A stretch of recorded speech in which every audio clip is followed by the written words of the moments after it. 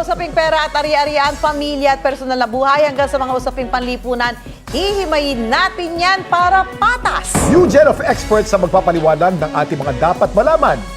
Ito po, baka kasama natin ngayong araw, kilala siya sa kanyang Facebook page bilang si Attorney Neil, nagbibigay ng mga libreng legal advice. Wow. Siya po ang 2023 bar passer na si Attorney Harley Neil Abayon. Attorney, good evening. Good evening po. Buti si So, attorney 2023 nagbibigay ka lang pumasa ng bar? I graduated 2013. Then Okay. I had some extracurricular. Oo, Then at I least took the nagbibigay siya bar ng libre. 2020. Oo Diba? naman. Oo, eto. Nako, attorney!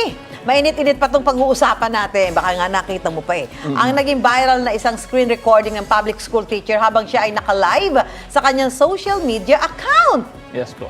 Sa video kasi mapapanood na pinagsasabihan o sinesermo na ng babae ang mga estudyante habang mataas ang kanyang emosyon. Kaya naman hindi maiwasan na makapagbitaw ng ilang mga salitang mabibigat para sa mga bata. Ayon sa Department of Education, hindi pa malinaw ang dahilan kung bakit galit na galit ang babae sa video. Pero naging usap-usapan ito ng netizens dahil posible daw magkaroon ng epekto sa mga bata ang mga mabibigat na sinabi ng umano'y guro. Nako, Attorney Neil, sa mga naging komento ng netizens sa naturang video, masasabi ba na posibleng paglabag sa batas ang kanyang ginawa? Ito ay masasabi nating child abuse.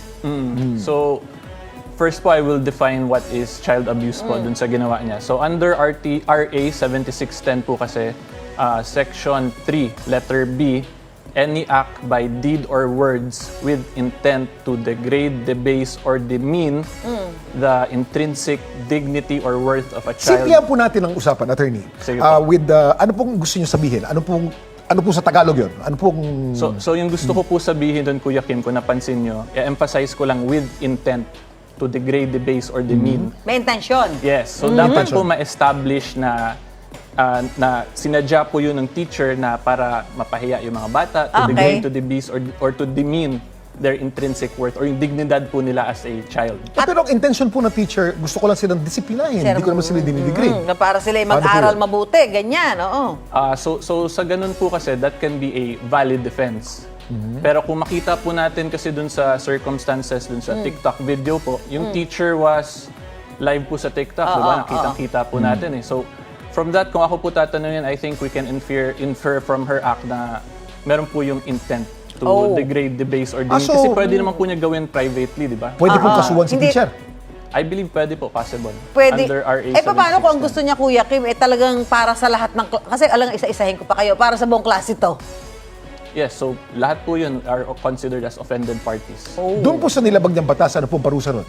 So for any other act of abuse, dun po, it is prison mayor in its minimum period. Ano po Or ibig sabihin ng prison mayor in its minimum period po? Sa Tagalog po? Sige po, 6 years and 1 day up to 8 years po yung penalty nun. 6 years? Yes. Ang ano po niyan, ang multa po niyan, if ever, magkano po? Wala pong fine nakalagay eh. Penalty of prison mayor in its minimum lang.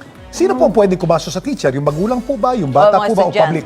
So for child abuse cases, the offended party themselves, which is yung students, pwede rin po yung parent or yung guardian. Attorney, paano naman kung sinasadya ng bata na magalit yung isang guro para... May batang ganyan. Oo, yung iniinis ka, makapagbitaw ng mabibigat ng salita, may batas pa bang sasakop dito? So, sa ganyan pong situation, meron na pong defense yung mga teacher. May case po niyan, 2022 case, which is yung Brinyas versus People.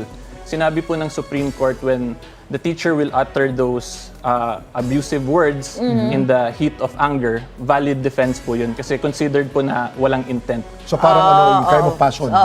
Yes, tama po. Spur of the yun. moment. Diba?